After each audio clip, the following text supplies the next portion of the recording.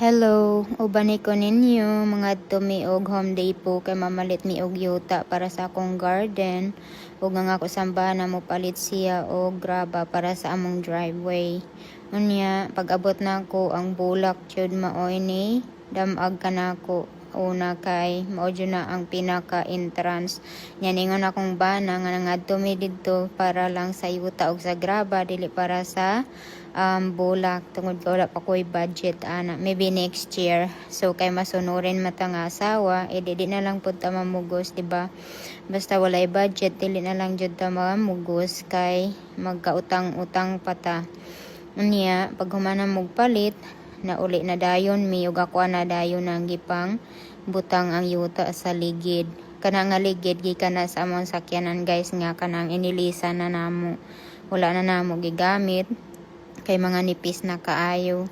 Munang ako anang gamiton as a flower pot. Yes.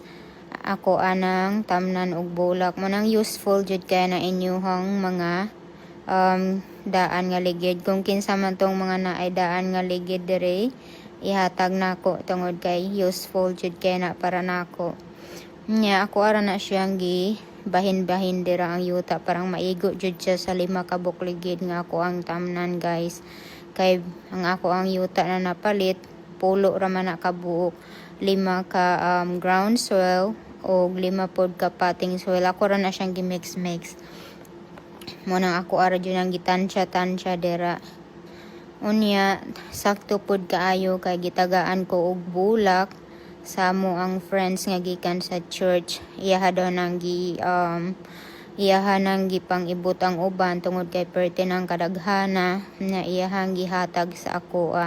edi syempre love kay na ako ng mga flowers kinsa pa man ang modili diba libre na gud na basta libre dili ni jud na modili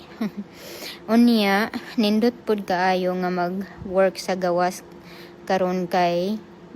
dili siya init medyo bugnaw siya unya hangin pud hapit nating bugnaw diri guys so dili na jud ta kapag gusto og pananom og bulak kung bugnaw na kay dili naman sila mutubo na ina sila mubuhi unless kung magpalit ka og bulak nga katong pang winter or pang spring kay mabuhi sila pero kana nga bulak daw pang summer na siya so kinahanglan na jud na ako na siyang i-transfer sa talamnan tungod kay gipang ipon-ipon ra niya sa usa ka pot unya dili na siya pwede tungod kay need sila og daghan nga yuta or dako nga talamnan una ako ana jud na siyang gitagag oras karon nga ako na siyang mabalhin kay sayang pod mamatay ra siya. Mga usa ka semana na jud ning gihatag nako ning bulaka pero wala pa nako nabalhin tungod kay wala pay budget pang palit og yuta. Naghulat pa ko sa ako ang sweldo. Nya ka nakasweldo naman ta. Mo nang nakapalit na jud ta og yuta nga pang tamnan. Karon pa jud nako na realize nga nagkaidaran nako guys nga dapat di ay kung naa kay mga butang gusto nimo dili nimo makuha dayon. Tungod kay walay budget so dapat maghulat jud ka sa saktong panahon nga magka-budget ka aron mapalit nimo ang imong gusto dili kay sa kanang mag-ura-urada kag palit niya magkautang-utang ka mas dako ng problema sa umaaging panahon unya dugay-dugay jud na ako nahuman dira og level na akong yuta tungod kay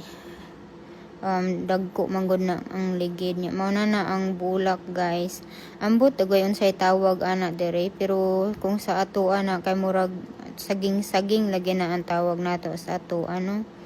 pero dire wala ko kay baw kung unsay ilahang tawag ana nya ako ra po nang gipang bangagan dira ang ato ang yuta ug ako ra nang gipantabuan di man pod na siya gahi tungod kay